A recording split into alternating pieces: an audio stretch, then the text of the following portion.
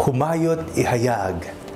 Ako po si Father Fiel Pareha at ito po ang ating segment, ang Daily Devotion, na kung saan tayo po ay magdarasal, magbabasa at magninilay kasama ng salita ng Diyos sa buong taon.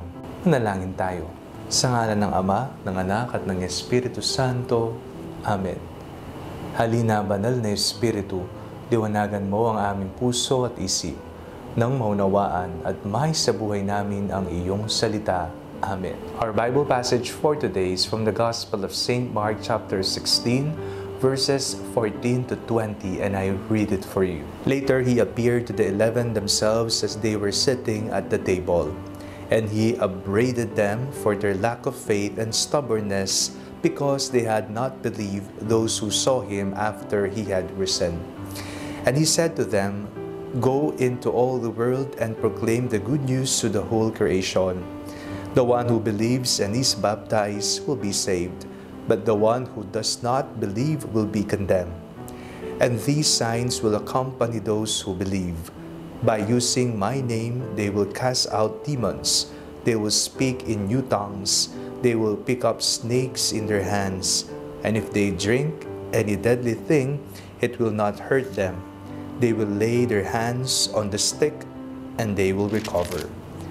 So then the Lord Jesus, after he had spoken to them, was taken up into heaven and sat down at the right hand of God. And they went out and proclaimed the good news everywhere, while the Lord worked with them and confirmed the message by the signs that accompanied it. Halos lahat na po yata ng mga tao ngayon ay mayroong cellphone. Kahit na nagtitinda sa bangketa, kahit na mga mag-aaral, kahit na mga guro, kahit na mga pulis, kaming mga pari, may cellphone din, mga madre, at kung sino pa, lahat may cellphone.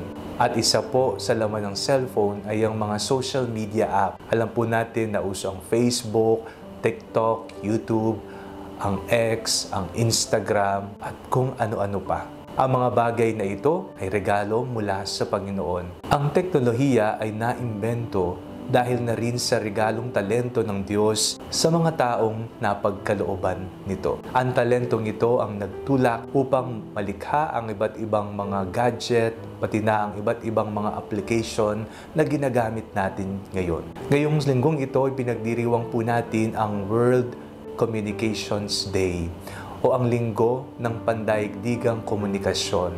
Ang tanong sa atin, ang mga regalo ba ng Panginoon ay nagagamit ng husto? Ang ating mga social media apps ba ay nagagamit bilang mga regalo o ginagamit natin ito bilang paninira sa iba? O nagpapalaganap tayo ng maling impormasyon? Ngayong linggo rin ito, pinagdiriwang natin ang Ascension Sunday, na kung saan ang Panginoong Jesucristo ay bumalik sa Ama at iniwan na niya ang kanyang mga alagad. Ngunit mayroong habilin ang ating Panginoong Jesucristo. Kanyang winika, "Go into all the world and proclaim the good news to the whole creation." Magtungo kayo sa bawat sulok ng mundo at ipangaral ang mabuting balita sa lahat ng sangnilikha.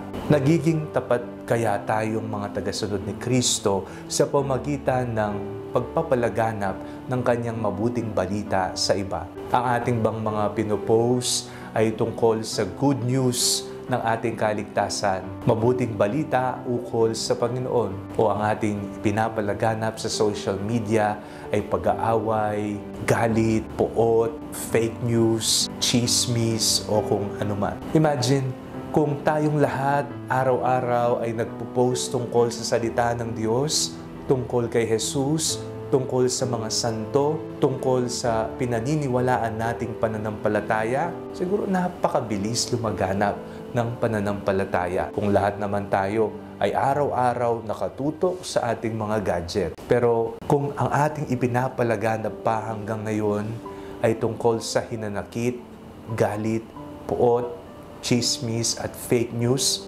malayo pa. Napakalayo pa natin at hindi tayo tumutupad sa ipinag-utos sa atin ni Jesus na ipalaganap ang mabuting balita ng Panginoon. Hindi nagtatapos sa gadget, hindi nagtatapos sa social media ang pagpapalaganap. Sa katunayan, ang ating aktual na pamumuhay ay isang maugong na saksi, patotoo tungkol sa pagmamahal ng Diyos, tungkol sa mabuting balita ng Panginoon. Kaya maging tapat tayo, sumunod tayo sa ipinag-uutos ni Jesus. Ipalaganap ang mabuting balita. Tayo na po at humayot ihayag ang kabutihan ng Diyos. Manalangin tayo.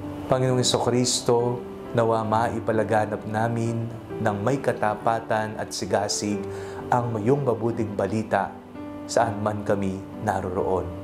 Amen. Sa ngalan ng Ama, ng Anak, at ng Espiritu Santo. Amen. Huwag po ninyong kalimutang i-like ang video ito.